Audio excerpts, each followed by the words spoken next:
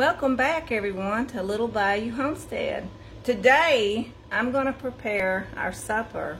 And yes, it's going to be Southern style again because I'm a Southerner. Today, we're going to have these pork chops. This is a pork loin that I cut up. And we're going to fry it up in the cast iron skillet with some flour. All-purpose, well, you can use your all-purpose as long as you have some baking powder to put in there. And I've done season my pork, and I've used the garlic salt, the Tony Sassery, and just plain black pepper, okay? And today also, remember the cut up okra I put up to fry? Well, this is it. I'm going to show you guys today. I'm going to fry this okra and show y'all how good it turns out. So as soon as I can get this beautiful cut of meat in my fryer and get it going, I'm going to show you guys step by step. This is about 1.5 pounds of loin, which I always cook extra because my husband loves leftovers for lunch the next day. So this is why I'm cooking a little extra meat today. So we'll be back as soon as we get this all going in the fryer. I've got my heat on about medium high, and you want to cook these pork chops so you see they're brown, well, like so. There you have it, getting crispy brown. And then you go ahead and turn them over because there's a reason why I'm telling you that. That fell off. To get your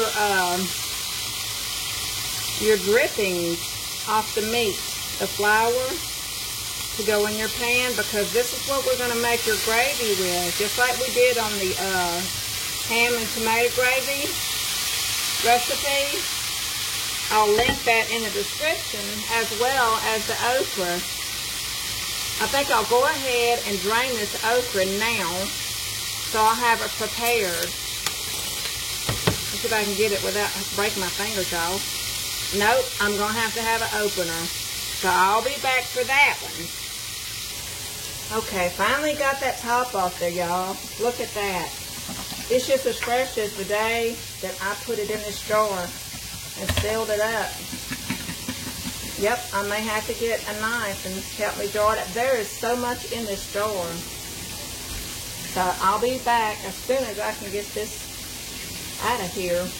Matter of fact, maybe I can do it with this knife. Oh, are you cold? Just got out of the pool, didn't you? Okay.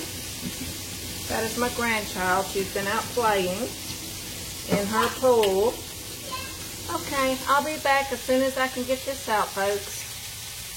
Guys, when making your rice, let your pot of water come to a boil, and when this comes to a boil, myself, I prefer veteran rice. That's what kind we like to eat, but you can use any rice that you like. But cooking rice, I put about 2.5 cups of water to my 1 to 1.5 cup of rice, and when this comes to a boil, I will put my lid on there and turn my heat down to low. And that will take it about 20 to 25 minutes to cook. And that's the secret to the rice cooking. If you guys don't know how to cook the rice, that is how the rice is cooked. So, back to the pork chop cooking. We're looking good over here. We're getting it done. So, we'll be back as soon as we can get this all prepared. Okay, guys, we've got all of our pork loin fried up. And here is the bouillon. I have got 4 cups of bouillon cubes. You can use any kind of chicken stock or beef stock, whichever you would prefer. This is just what I have on hand. To some hot water and let it dissolve. That's 4 bouillons to 4 cups of hot water. Now here, this is my drippings. from the oil that I fried, which is here. All of that is contained in a vessel. So I'm going to add my 1 cup of onions.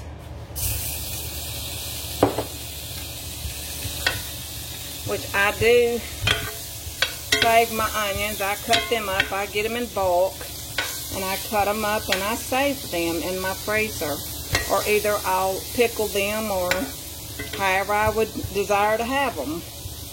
So we're going to cut these apart and let these simmer down in the drippings from our pork chops, our pork loin. We're going to let these saute down, and then we're going to add our flour. So I'll bring you guys back when I get these sauteed down with the broth and the flour. Remember, it's just like the tomato gravy, the ham and tomato gravy I made. So I'll bring you guys back when we get to this point of these being sauteed. Okay? All right. Okay. We have got this simmering. Yeah, I'm on the recorder, baby. Just a second. One of my granddaughters walked in. Okay. Okay, go ahead, baby. Okay, and now we want to add our flour. I have got 2 cups here. Remember, a little at a time, y'all. Little at a time. I don't know, baby. We'll look in a minute, okay? A little at a time, y'all. You want to integrate your onions, your drippings from your frying of your pork loin. You don't want to have it on high right now at all. You just want to incorporate this. You want to brown it. Just like we did in the other videos with the tomato gravy and ham, okay? We're just integrating this.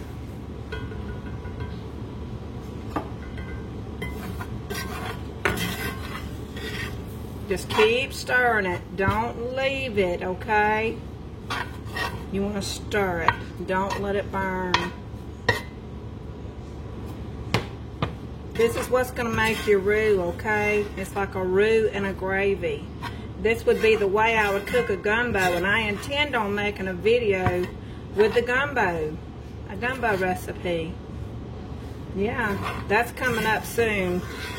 And I'm going to show you guys how to make some homemade bread. So that's coming up too. I've got a few videos that I'm going to make. It's just going to take time. I'm trying to get my grandchildren into school, so it's just a time-consuming thing. Y'all know how these videos go. Takes a little time. Okay, we're going to add a little more. Sometimes it won't take the whole 2 cups now, y'all. It's just according to how much gravy you want to make to your pork chops or your pork loin, whichever you prefer to cook. We're just going to let this brown. When it gets good golden brown, I'll bring y'all back. And let me just say this, guys. While you're browning your flour and your drippings from your pork loin or pork chops, whichever you prefer to cook, look, this is going to take a little time to brown, okay? We don't want to burn that. Put it on about medium, from medium to medium high, okay? You don't want to burn your flour. If you have to transfer this into a Dutch oven pot, that'll be perfectly fine. Because once you add your broth, it's going to, you know, fill that pot up. It's going to get deep on you. Well, that's a new saying, isn't it?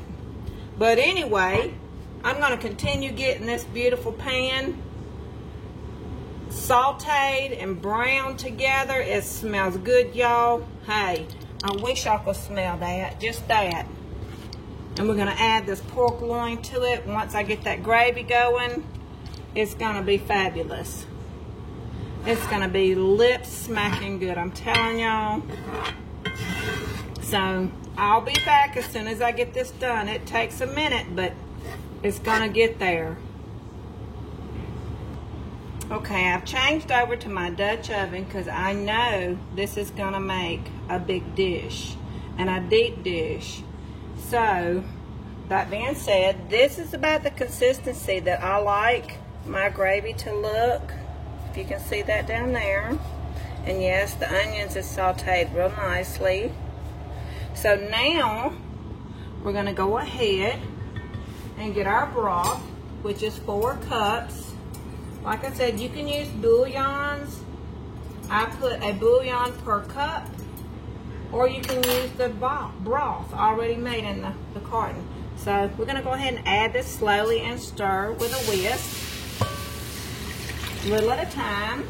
You wanna turn your fire up also, so you can get that incorporated. I have to hold this because this has no handle. It's an aluminum pot and it gets very hot. Just add a little as you go and stir. Because you don't want any clumps, which you will have the clumps in the beginning, but you will work it out, I promise. You will work it out. As it cooks and it integrates together, you will see a nice gravy texture. Pour some more. And even if you don't see that you'll have enough of liquid in your broth, hey, get you some water. You can use your tap water with a filter. I have a filter on mine. Or you can use tap water, whichever you prefer. Remember, the browner you get your flour is what that's gonna look like. Every dish is different for me. I like my gravies to look different. But this is the way I was taught as a child by my grandmother, which was my mom. This is how I was taught to cook. This is the old ways, which I know a lot of people my age is gonna know what I'm talking about, okay? But I'll give you guys a look. This is what it looks like. This is what I'm working with. And it will absolutely get thicker and thinner as you add and as you go and as you stir. So when I get this all incorporated, I will show you what I have in the end. Okay guys, this is the consistency that I like right here. Look at that, all that good stuff up in there. Now, I'm going to show you guys by the direction I was giving you with the rice. Look at here. That was just bringing it to a full boil and putting a lid on it and covering it. That's it. That's just real flaky rice. Look at there. Rice is real easy. I know some people it can be frustrating with because, hey, you can make gummy rice. And that's how you do it. It's real easy. So I'm going to add, let me get my utensil for that, and I'm going to add my pork in there. I'm trying to make my videos a little less time consuming on the upload. So y'all, this is like a smothered and covered, okay? That's what it is. We're just adding in, as you can see, our pork loin. And you can add as many as pieces you want. You just integrate it in with your gravy, okay? This is what I'm doing. I'm integrating it.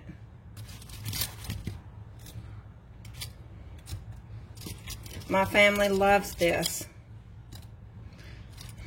But they love most of everything that I cook.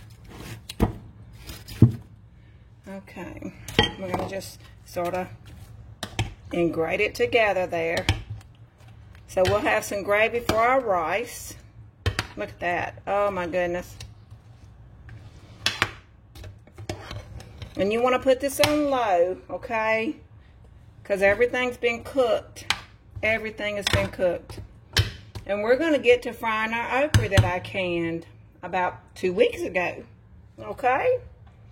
Look at that. Does that not look yummy? And this is going to simmer. It's going to be on a very low simmer. Okay? And two, also, I never tell people how much salt to use in their food because everybody is different. You put the salt into your dish as you like to your taste. So I will put probably 1.5 teaspoons with my gravy, with that 2 cups of flour that I cooked in here with my broth, because the broth is salty itself, see, okay? So we're going to let this simmer at this point, and we're going to cook our okra. So I'll be back with that. Okay guys, I know this video is probably going to run a little long, so we're going to go ahead and get with the okra. So I've drained my okra.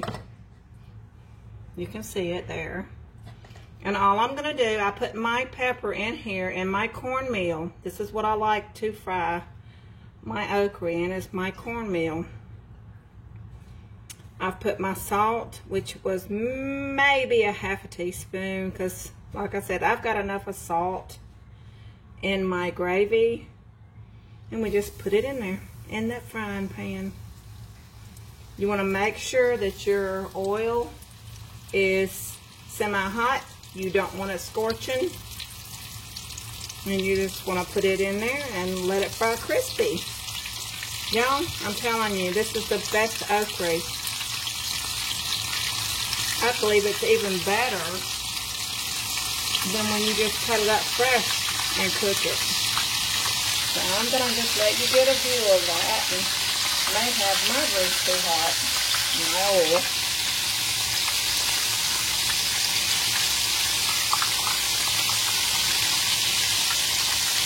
Make sure you get the cornmeal off of it as good as possible. I shake it through my finger. That's how I get some of the cornmeal off. So it won't be just all in my pan, my frying pan, just like that, see? Just like that.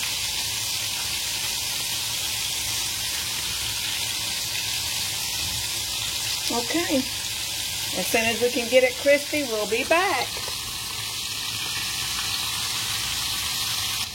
And when frying this okra, guys, don't overcrowd your frying pan, okay?